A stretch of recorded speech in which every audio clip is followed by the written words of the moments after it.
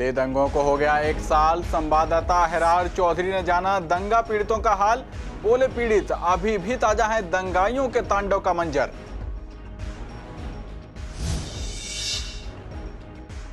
अट्ठाईस फरवरी को निगम उपचुनाव की वोटिंग का दिन। बड़े नेताओं को मैदान में उतारकर बीजेपी ने झोंकी ताकत। बीजेपी सांसद मनोज तिवारी ने कल्याणपुरी में की जनसभा। सीएम केजरीवाल पर किए करारे प्रहार। बेहद खराब होती जा रही दिल्ली की हवा, वहीं एक दूसरे को जिम्मेदार ठहरा रहे राजनेता। देखिए संवाददाता कुणाल शर्मा की खास कवरेज।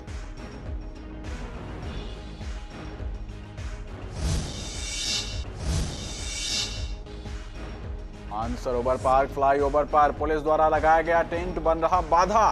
टेंट से घिर गया है आधा रास्ता। वाहनों को गुजरने में हो रही दिक्कत, लग रहा है जाम।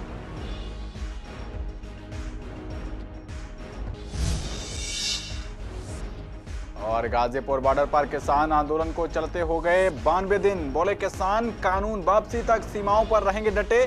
शांतिपूर्वक चलता रहेगा धरना।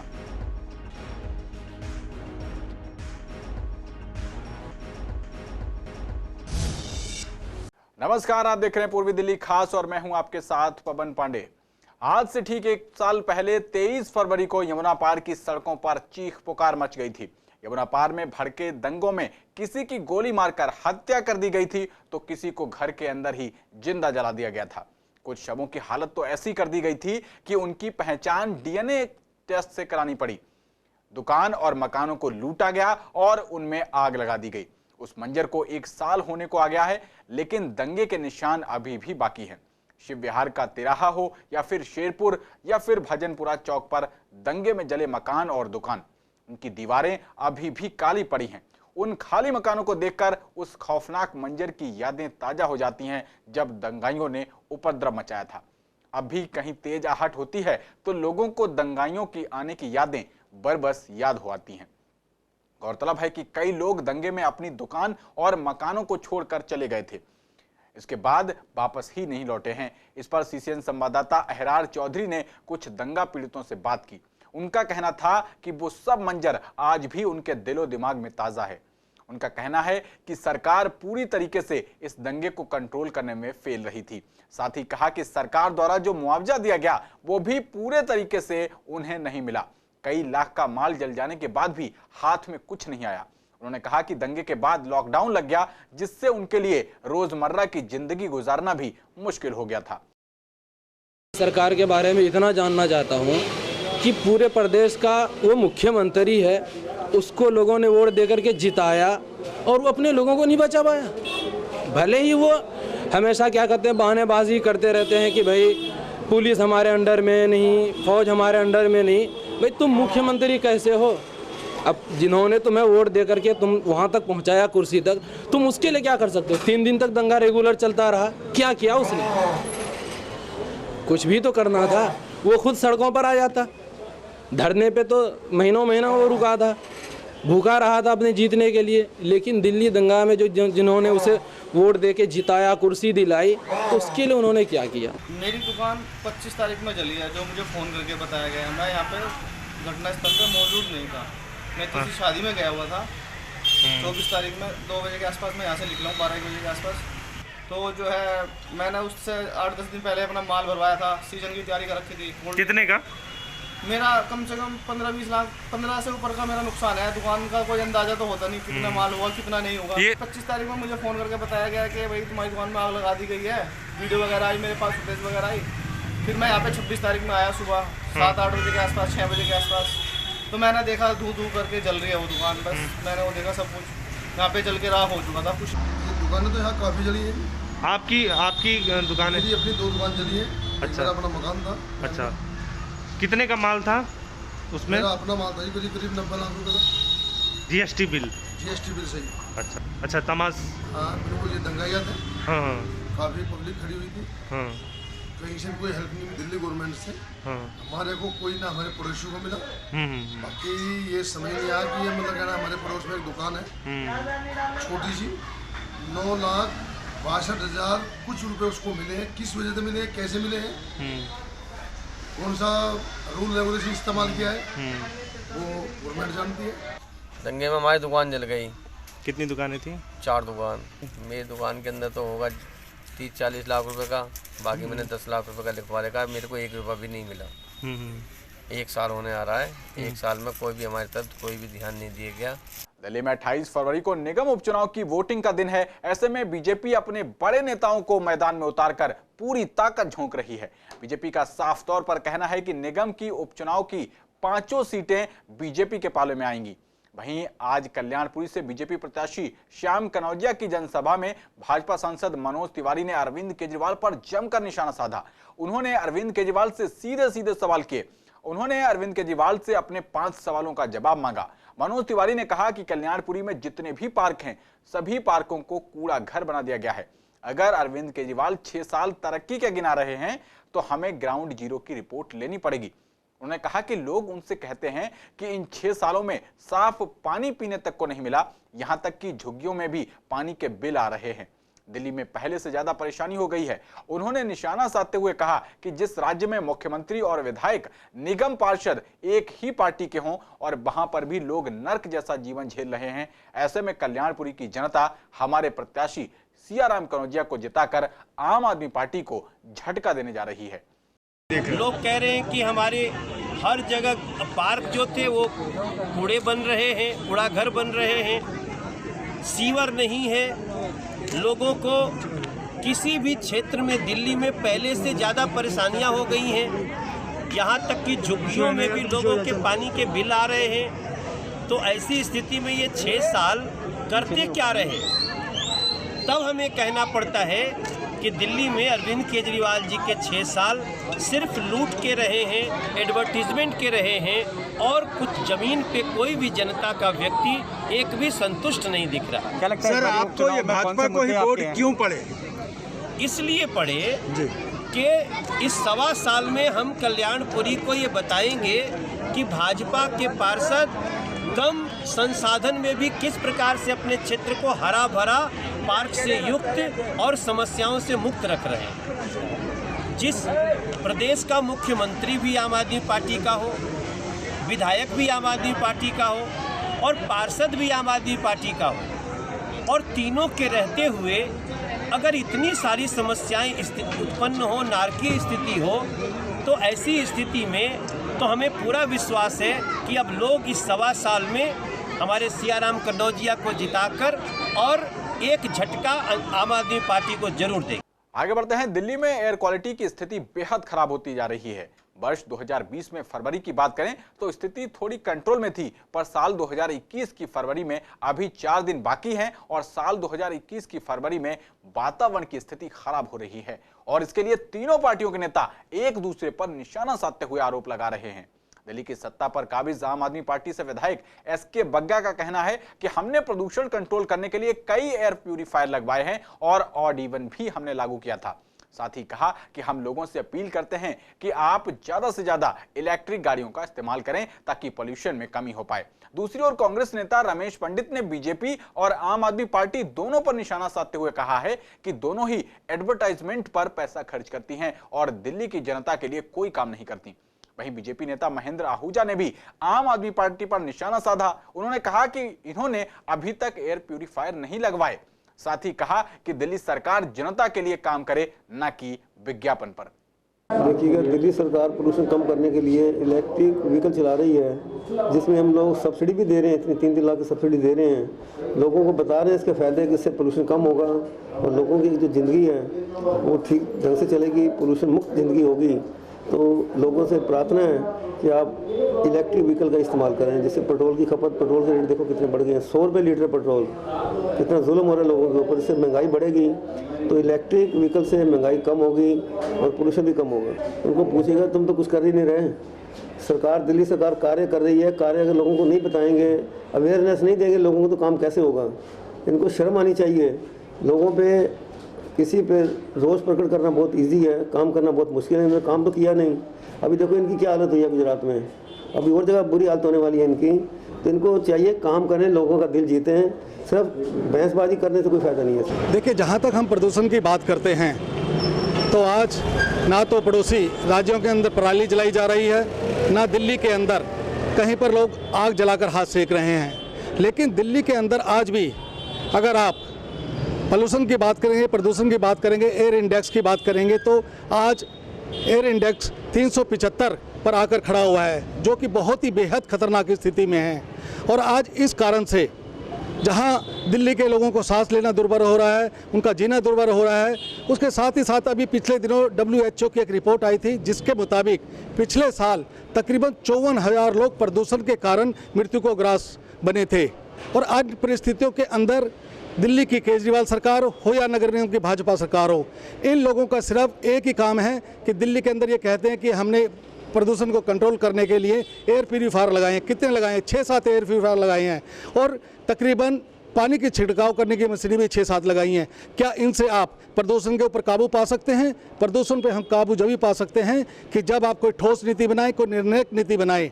आज प्रदूषण के अगर हम कुछ बच भी पा रहे हैं तो जो लोग कोरोना के कारण से मास्क लगाते हैं, उस कारण से हम इस साल ज़रूर थोड़ा पोल्यूशन से बच पा रहे हैं। लेकिन मैं समझता हूं कि इसके ऊपर जब तक कोई भी समीक्षा कर एक ऐसी नीति नहीं बनाई जाएगी कि जिससे पूरे साल भर दिल्ली का प्रदूषण काबू में रहे, तब तक कोई सही निर्णय नहीं हो पाएगा। पराली दूर दूर तक ना जल रही हो और दिल्ली में पोल्यूशन से, AQI के कारण से बुरा हाल हो, तो केजरीवाल जी, इसको आपकी सरकार का और आपका निकम्मापन ना कहा जाए तो और क्या कहा जाए। केजरीवाल जी, पोल्यूशन दिल्ली का तब तक ठीक नहीं होगा जब तक आपने जो स्मोक टावर लगवाने थे, जो एयर प्यूरीफायर लगवाने थे, वो नहीं लगेंगे।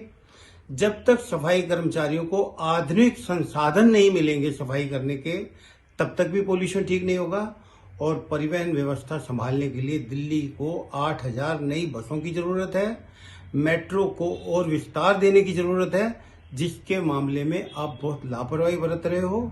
केजरीवाल जी, दिल्ली की जनता ने आपको वोट इसलिए दिया कि वो उसकी आयु आप घटा दें, उसको पोल्यूशन में रहने के लिए, बीमार होने के लिए विवश कर दें। केजरीवाल जी, संभलिए और दिल्ली को संभालिए। तो खबरों में आगे बढ़ते हैं। कोरोना वैक्सीनेशन का दूसरा चरण शुरू होने के बाद से ही रफ्तार देखने को नहीं मिल रही है। जहां एक तरफ पहले चरण की वैक्सीनेशन 100% हो रही है, तो वहीं दूसरे चरण के वैक्सीनेशन की रफ्तार काफी धीमी नजर आ रही है। इसको लेकर हमने राजीव गांधी हॉस्पिटल के nodal officer doctor Ajit Jain से बात की। उनका कहना था कि हॉस्पिटल में रोजाना 100 वर्कर्स के लिए वैक्सीन की डोज दी जाती है, लेकिन सेकेंड फेज वालों को करीब 25% डोज ही लगती हैं और 75% फर्स्ट फेज के हेल्थ वर्कर्स और फ्रंटलाइन वर्कर्स को लगती हैं। वहीं हॉस्पिटल में अब फ्रंटलाइन वर्कर्स की भीड़ बढ़ रही है। टारगेट पूरा होने की वजह से उन्हें कई बार वापस भी जाना पड़ता है। एक दो चीजें, जैसे जब हम लोग शुरू किए थे 16 जनवरी को, तो वैक्सीन हेजिटेंसी उस वक्त काफ़ी ज़्यादा थी, जो ग्रेजुअली कम होती चली गई और अब तो ऑलमोस्ट ख़त्म सी हो गई है। जो हेल्थ वर्कर ने उस टाइम नहीं लगवाया था वैक्सीन, उसके 2-3 कारण थे। एक तो कॉन्फिडेंस लेवल बढ़ गया था क्योंकि डिजीज इतनी प्रिवेलेंट नहीं रही। अभी अगर हम बात करें तो पिछले कुछ दिनों में तो 0 मॉर्टेलिटी है, तो उनको लगता है कि ये डिजीज ख़त्म हो चुकी है। दूसरा कारण था कि वैक्सीन के बारे में हेजिटेंसी के साथ साथ इसके ऊपर कुछ रैशनल सवाल थे कि इंग्लैंड के अंदर ये 84वें दिन पे सेकंड डोज लग रही है या 28वें दिन पे लग रही है, कारण क्या है? और जो सेकंड डोज भी कम लगने का कारण है कि कुछ अभी बीच में पब्लिश हो गई हैं कुछ न्यूज़ और कुछ पेपर्स की जो सेकंड डोज और फर्स्ट डोज में अगर गैप ज़्यादा रख रहे हैं तो they it is providing better immunity. तो लोग इसलिए भी कैजुअल हो गए हैं, उन्हें लग रहा है कि शायद थोड़ा सा गैप ज़्यादा रखने के बाद में लगवाएं हम तो बेटर रहेगी इम्यूनिटी। क्योंकि होता क्या है, जैसे आपने आज वैक्सीन लगवाया और जब आप 4 हफ्ते के बाद में जब अपना टाइटर कराते हैं, एंटीबॉडी लेवल कराते हैं, न्यूट्रलाइजिंग एंटीबॉडी देखते हैं, उनका टाइटर ठीक आता है, इसका मतलब आप प्रोटेक्टेड है। तो आप फर्स्ट डोज से ही प्रोटेक्ट हो गए, तो आप बूस्टर डोज को अवॉइड करते हैं। अब हेल्थ केयर वर्कर्स हैं तो उनको ये सारी टेक्निकल नॉलेज भी है, तो उसके कारण भी सेकंड डोज के अंदर जो कमी आप देख रहे हो उसका एक कारण बड़ा ये है। जब जाम हटवाने वाले जाम लगने का सबब बनने लगे तो हालातों को बयां करने के लिए क्या कहा जाए। दरअसल पूर्वी दिल्ली के मानसरोवर फ्लाईओवर के ऊपर पुलिस कर्मियों द्वारा बैठकर सुरक्षा व्यवस्था की मॉनिटरिंग के लिए रोड पर टेंट लगाया गया है। इस टेंट के लगने से करीब आधा रोड घिर गया है और वाहनों के लिए रोड आधा ही बचा है। स्थानीय लोगों के मुताबिक टेंट लगा होने की वजह से जाम की समस्या रहती है। वैसे तो फ्लाईओवर के ऊपर 4 लेन रोड बना हुआ है, बावजूद इसके रोड क्रॉस करने के लिए कोई पुख्ता इंतजाम नहीं है। जैसा कि आप तस्वीरों में देख सकते हैं, रोड की एक लेन पर बस स्टैंड है और अगर रोड की दूसरी लेन पर बस रुकती है तो लोगों को जल्दबाजी में रोड क्रॉस करना पड़ता है, जो कि हादसे को दावत देता नजर आ रहा है। दिक्कतें तो बहुत है, मतलब आप ये देखो ना, एक तो इन्होंने ये लगा रखा है, सामने बना रखा है, उधर से आने वाला बंदे को यही नहीं पता कि यहाँ पर क्या है। सामने से कोई सडनली गाड़ी आ जाए और सीधा वो पता हिट करके जाएगा, पता भी नहीं लगेगा। बिल्कुल बिल्कुल अंडरपास का इन्होंने वो बना रखा था, उधर से सबवे बनाया था, वो भी टूट गया। आप सीधा स्ट्रेट जाना पड़ता है। आप रोड क्रॉस करते हुए ट्रैफिक देखोगे या सीधा एकदम निकल जाओगे, प्रॉब्लम तो है ही नहीं। कई दफ़ा अचानक हो जाता है जाम, अचानक ही, जब कई गाड़ी लगातार आ जाती हैं जब होता है। ये ज़्यादा लोगों ने जो जगह ज़्यादा की है उसी रीजन से मतलब जाम लगता है, क्योंकि आधा जगह जो सरकारी है उसको उन्होंने अपने कब्जे में ले रखा है। रेडियाँ लगाते हैं पटरियों पे इधर से उधर, तो जाम तो लगने का यही मकसद है। और शाम के टाइम छुट्टी का भी टाइम रहता है, 5:30 के बाद में तो ज़्यादा गाड़ियाँ निकलती हैं। हाँ, ये तो होना चाहिए, क्योंकि एक्सीडेंट होने के ज़्यादा चांस रहते हैं, क्योंकि गाड़ियाँ अचानक मान के चलते हैं, स्पीड से आए या मतलब हम रोड क्रॉस कर रहे हैं, कोई ऐसा होना चाहिए कि इस साइड से उधर साइड जाने के लिए हमें इनके लिए कोई ऐसा होना चाहिए कि अपना कोई साइड से बनाना चाहिए, ताकि अपनी चेकिंग चलती रहे और गाड़ियाँ भी निकलती रहें। अगली खबर का रुख करते हैं। करकाडूमा शमशान घाट पूर्वी दिल्ली का पहला ऐसा शमशान घाट बनने जा रहा है जहां सीएनजी के द्वारा शवों का दाह संस्कार किया जाएगा। इस बाबत शमशान घाट का जायजा लिया सीसीएन संवाददाता कुणाल शर्मा ने। इस दौरान हमने पाया कि सीएनजी के द्वारा दाह संस्कार को लेकर यहां पर 2 प्लेटफॉर्म तैयार किए जा रहे हैं। इसके साथ ही गैस की पाइपलाइन का काम भी तेजी से किया जा रहा है। वहीं शमशान घाट के सेवादार का कहना है कि यह काम कई महीनों से चल रहा है, काम अंतिम चरण की ओर है, अब जल्द ही यह काम पूरा हो जाएगा। करकाडूमा शमशान घाट पूर्वी दिल्ली का एक ऐसा शमशान घाट है जहां पर सीएनजी के द्वारा दाह संस्कार किया जाएगा। इस वक्त हम करकाडूमा शमशान घाट में ही मौजूद हैं, जहां आप देख सकते हैं कि यहां पर सीएनजी के द्वारा जो दाह संस्कार होगा उसकी यहां पर मशीनें लगाई जा रही हैं और साथ ही साथ यहां पर चिमनी भी लगाई जा रही है और लाइन भी यहां पर बिछाई जा रही है। आप देख सकते हैं सामने ये जो 2 यहां पर लेयर बनाई जा रही है जिधर दाह संस्कार होगा। 4-5 महीने हो गए बन रहा है, धीरे धीरे काम अभी बंद हो गया बीच में। अभी आए थे देखने के लिए, फोटो खींच के चले गए, अभी आएंगे फिर आगे काम बढ़ेगा। पहले वहाँ लकड़ी से होता था, लकड़ी से अंतिम संस्कार। समय भी लगता था ना, 8 घंटे कम से कम लगते थे ठंडा होने में। इसमें कोई दिक्कत नहीं है, 1 घंटे में सब हो जाएगा। क्या लगता है कब तक काम पूरा हो जाएगा? भाई अभी 1-1.5 महीने के लिए बोले हैं, 1-1.5 महीने लगेगा। अच्छा, यहाँ प्लेट्स कितनी है? यहाँ पर प्लेट वही 9 प्लेट है। और सीएनजी की कितनी लगाई जा रही है? 2। किसानों के आंदोलन को चलते हुए 92 दिन हो गए हैं और ऐसे में किसानों का कहना है कि ये शांतिपूर्वक उनका धरना चलता रहेगा। जब तक कि ये कानून वापस नहीं होते तब तक हम दिल्ली की सीमाओं पर ही मौजूद रहेंगे। वहीं 3 महीने से जारी किसान आंदोलन के और तेज होने के आसार हैं। गाजीपुर बॉर्डर पर किसान आंदोलन का नेतृत्व कर रहे किसान नेता राकेश टिकैत ने ये संकेत दिए हैं। टिकैत ने सीकर में आयोजित किसान महापंचायत में कहा है कि अब संसद का घेराव होगा और इस बार 4 नहीं बल्कि 40 लाख ट्रैक्टर दिल्ली में आएंगे। गवर्नमेंट ने पहले दिन से ही आंदोलन को कुचलने की कोशिश की है, ये सबको पता है। तरह तरह के कभी अफगान मतलब खालिस्तानी का नाम यूज़ किया, फिर 2 स्टेटों की बात करी और अब ऐसा ट्रीट कर रहे हैं किसानों को जैसे कि यहाँ पे हमारा बॉर्डर इस तरीके से कर दिया गया। आप देख रहे हो कटीले तार लगा दिए गए, कीले ठोक दी गई जैसे कि ये अंतर्राष्ट्रीय सीमा हो। और जो मुद्दों पे बहस ना करके है इधर उधर की बात करनी है। 70 जिस दिन मूड बनाएगा देश का किसान इकट्ठा होगा उस दिन ये दीवार काम नहीं करेंगी। ये तो हमारे लिए फूल है। रात को पानी बढ़ाते हैं, कटेलों में कांटों में हम निकलते चले जाते हैं, इनसे हमारे पे कोई फर्क नहीं पड़ रहा। इन बैरिकेडिंग से हम पे कोई फर्क पड़ता। जिस दिन हम दिल में सोच लेंगे कि हमें दिल्ली जाना है तो ये हमें रोक नहीं पाएंगे, हम तुरंत निकल जाएंगे। जैसे फूल पे पैर रखा जाता है इस तरह से निकल जाएंगे। किसान यहाँ पे बैठ के अपनी मांगे धर रहा है, वो वहाँ बंद ऑफिस में बैठ के इसी के सामने जो लोग बोलते हैं ना कि यहाँ से फंडिंग हो रही है, यहाँ एक दिन रुक के देखे ना। उस तरीके से एसी के कमरों में बोल देने से बेहतर है एक दिन यहाँ रुक के देखे, यहाँ बीच में रुके, लोगों के बीच में आए, परेशानी समझे, तब उसे पता चलेगा यह आंदोलन कैसे हो रहा है? पूर्वक बैठा है और बैठा रहेगा। देखिए किसान जो है ना तो आतंकवादी है, ना उग्रवादी है, ना हिंसा चाहता है, ना खून खराबा चाहता है। ये तो शांतिपूर्ण बैठा हुआ है। अपना आंदोलन के लिए वो घर से आया, सरकार ने जहां रोक दिया शांतिपूर्ण तरीके से वो वहां रुक गया। दिल्ली में अब बर्ड फ्लू का असर देखने को नहीं मिल रहा है। गाजीपुर मुर्गा मंडी में भारी संख्या में ग्राहक आ रहे हैं, जिससे साफ दिख रहा है कि बर्ड फ्लू का असर अब फिलहाल नहीं बचा है। लेकिन एहतियात के तौर पर मंडी में सभी नियमों का पालन करते हुए साफ सफाई रखी जा रही है। वहीं गाजीपुर मुर्गा मंडी में रेट्स की बात करें तो वहां के व्यापारी ने सीसीएन से बात करते हुए कहा कि अभी चिकन 40 से 45 रुपए किलो तक बिक रहा है।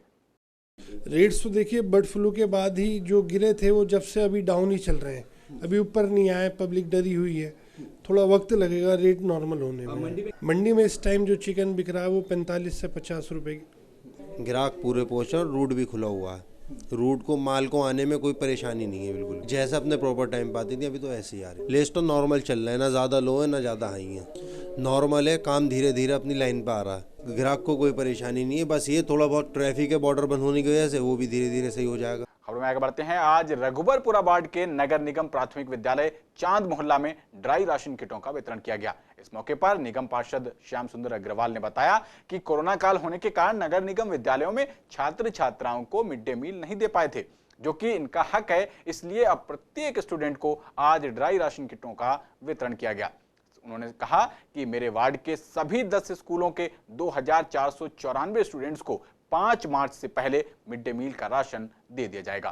कोरोना काल में जो बच्चों को डेली राशन मिलता है, बच्चों को जो भोजन मिलता है, हम आप लोगों को भोजन नहीं दे पाए। इसके लिए पूर्वी दिल्ली नगर निगम ने फैसला लिया कि जो आपके हिस्से का पैसा है वो आपको राशन के रूप में दिया जाए।